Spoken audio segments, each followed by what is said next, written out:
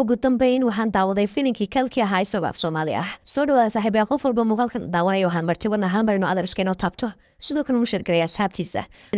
filin kalkii runtii waxaa noqday filinkii ugu cajiibsanaa ay soo saaraan guud ahaan reer India oo dhan isku soo wada duub reer Tamil iyo reer Telugu iyo reer Bollywoodba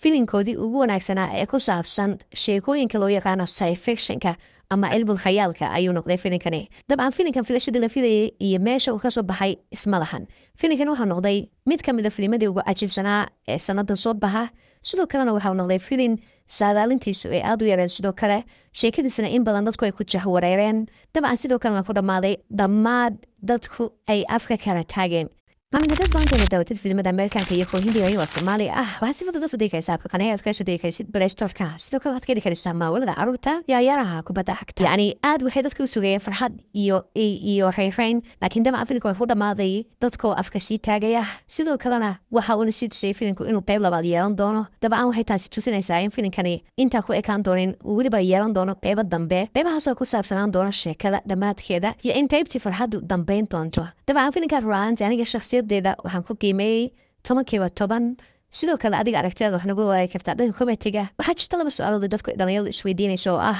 sheekada maxwarka guud iyo sidoo kale qaybta labaadi maxay noqon doontaa labadaas su'aaloodba waxaan ka samayn doonaa muuqaal haddii aad codsataan saaxiibayaal